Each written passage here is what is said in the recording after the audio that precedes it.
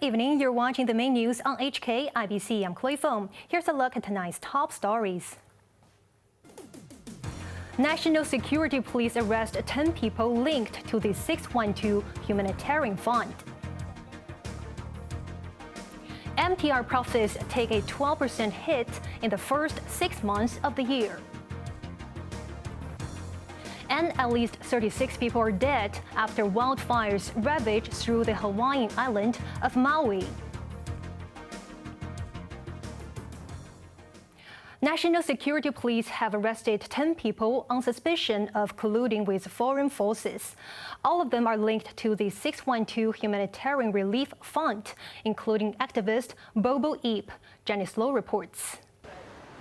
Activist Bobo Yip, a former member of the now-defunct 612 Humanitarian Fund, gave an OK gesture towards the media as she was escorted away from a bookstore in Yaumate this evening. Police officers also confiscated electronic devices. It is believed that fellow activist Chuck Kai was also arrested today. National Security Police confirmed that 10 people aged 26 to 43 have been detained on suspicion of conspiracy to collude with external forces. They were linked to the Humanitarian Fund, which allegedly receives donations from overseas groups. The fund, set up in 2019, provided financial support to anti-government protesters and sympathizers, including helping them settle legal fees in court cases. The fund ceased operation 2 years ago, but 5 trustees and the secretary of the group, including Cardinal Joseph Zan, were fined up to $4,000 last year for failing to register the fund. They were also charged with conspiring to collude with foreign forces and remained on bail pending investigation. Janice Low, HKIBC. The Hong Kong government said that employers of Indonesian domestic workers will not have to pay thousands of dollars more in extra fees, contrary to earlier claims by agencies. An Indonesian recruitment association had claimed that, under a proposal by Jakarta, migrant workers will no longer have to pay placement fees to employment agents. The cost will be offloaded to employers instead. The SAR government stepped in and Slamet Nugroho, Indonesia's acting consul general in Hong Kong, met the labor chief Quezon today. Nugroho confirmed that the group's views do not represent Jakarta and the current arrangements will continue. The MTR Corporation reported a 12% decline in net profits for the first half of this year, despite a 20% jump in revenue. The rise in transport and rental income was negated by a sharp drop in property development earnings. The MTR Corporation posted $2.43 billion of profit from recurrent business in the first half of this year, a sharp improvement from the $678 million deficit from the same period last year. Revenue jumped 19.7% to $27.6 billion. The return of tourists led to a 42% surge in patronage to $920 million. We are now over 90%. From pre-pandemic level. And the cross-boundary and airport railways patronage is now 60 to 70% of the pre-pandemic level. And the high-speed rail recent average has exceeded the pre-pandemic level. We remain optimistic. However, we have to wait until the end of the year before we know the actual patronage. While revenue from its transport operations recorded a 60% jump, the MTR still made a loss of $774 million in the category. Overall, net profits for the railway giant dropped 11.7% to $4.17 billion between January and June. That was because earnings from property developments came in at only $732 million, down 90%. The corporation declared an interim dividend of 42 cents per share, same as that of last year. Police officers have located an elderly man in Changkang who allegedly survived 4 days outdoors without food or water. But first, 9 people arrested in a drug bust in Kuntong. Macy Mock reports. Police seized $400,000 worth of heroin, crystal meth, cocaine, and illicit cigarettes from 2 industrial units in Kuntong this morning. 4 people were arrested on suspicion of drug trafficking. Officers said the syndicate had been operating inside the industrial building on Hawaiian Road. They mainly targeted clients in the area, including homeless people at the Kuntong Ferry Pier. Authorities cracked down on illicit activities at the pier last night. 5 people were taken away, including a woman accused of operating a drug den. In another bust, customs seized around $18 million worth of frozen Wagyu beef, shark fin, and tablet computers from vehicles likely abandoned by a smuggling syndicate. Senior Inspector Tang Ka-chun said an anti-smuggling operation on Tuesday night led officers to a group of suspicious persons near the shores of Tai O. They were seen moving boxes of goods from a 7-seater to a speedboat.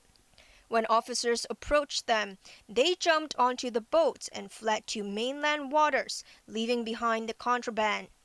3 other 7-seaters and a truck were later recovered from a nearby car park. Officers from police's missing persons unit mounted on an overnight rescue operation after locating an elderly man who had been missing since Sunday morning. Lau Choi Heng, 73, was found in the bushes of a slope off a Chengkwan-o residential complex. It is believed officers located him through a drone equipped with thermal cameras. He was conscious but weak, as he reportedly had no food or water for several days. Lau's family filed a report on Monday, a day after he vanished after leaving his home in Yaotong. Macy Mock, HKIBC.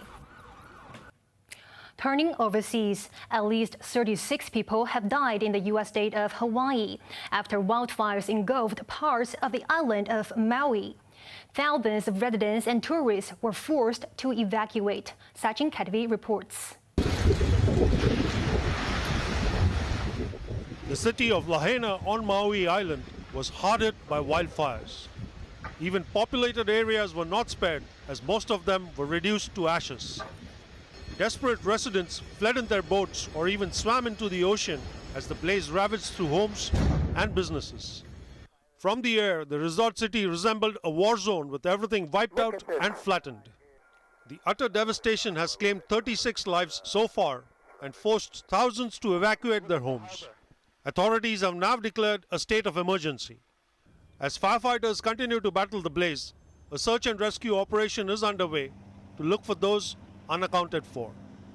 Dry vegetation and strong winds helped the fire spread rapidly. The reason it spread so fast is there are reports of gusts of up to 85 miles per hour. So, that is so fast, and that's why Maui County had such a hard time doing containment of the fire. And because the winds were so high, we couldn't provide the helicopters to do the water bucket support. Tourists have been urged to stay away, while holidaymakers already on the island are heading home. Sachin Katvi, HKIBC. An Ecuadorian lawmaker who's running to become the next president was shot dead while on the campaign trail. The assassination has shocked the small South American nation, which has been rattled by political violence in recent days. Here's Sachin Kadvi again.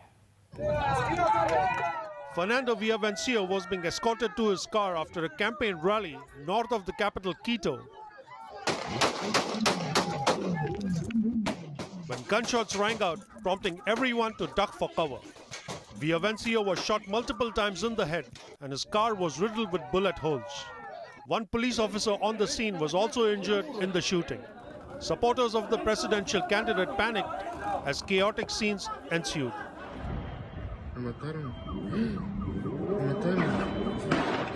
Police apprehended a suspect who was wounded in the crossfire.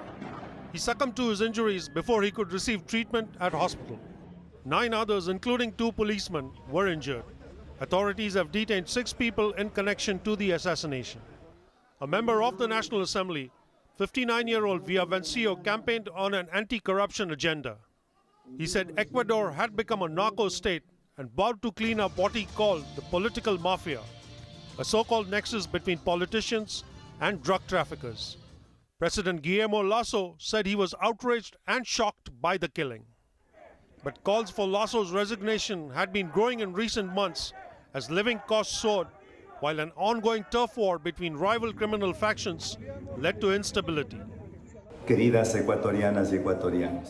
Villavicencio's election rival Yaku Perez condemned the assassination as cowardly. He called on other contestants to put aside their political differences and come together to stop the violence. Sachin Katwi, HKIBC.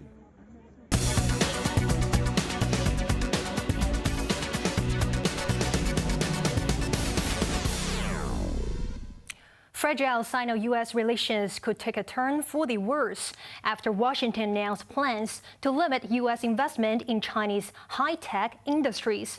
But an effective date has yet been set, Remy Young reports. After months of speculation, the White House finally announced restrictions aimed at regulating U.S. investment in certain tech sectors in China. The executive order signed by President Joe Biden took aim at the critical sectors of semiconductors and microelectronics, quantum computing, and artificial intelligence. Investment in these Chinese firms could require notification to the U.S. Treasury or be banned altogether, depending on the circumstances. Washington argued that the targeted sectors have the potential to advance the military and surveillance abilities of Beijing and undermine U.S. national security. Apart from China, Hong Kong and Macau are also explicitly listed as territories of concern. The order could come into force next year, according to the Washington Post, while the public can still submit their views before the terms are spelled out in detail. While widely anticipated, the executive order is seen as a toned-down version of what was originally proposed, and the scope of application is rather narrow. Analysts believe the Biden administration was cautious in the rollout, especially when Sino-U.S. relations were warming up in recent weeks. The Foreign Ministry in Beijing condemned the restrictions, saying it was a violation of fair play and market principles. But there was no mention of countermeasures, with the spokesman only saying China will resolutely defend its interests. Remy Yang, HKIBC. Now let's take a look at the markets. The Hang Seng Index closed almost flat, up just 2 points. Top 10 active stocks: Tencent up $2.60, Tracker Fund up 2 cents, Alibaba up 20 cents, and Tektronic Industries down $16.20. Meituan up 10 cents, Li Auto up $4.10, and HSBC down 46 cents. Forex trading against Hong Kong dollar, the euro is at 8.61, British pound at 9.98, and Australian dollar at 5.13.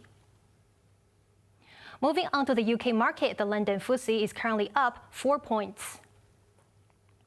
On to the weather now. Cloudy with occasional heavy rain and thunderstorms tomorrow. Temperatures will range between 26 and 29 degrees. It will remain unsettled over the weekend. Now let's take a look at the weather around the world.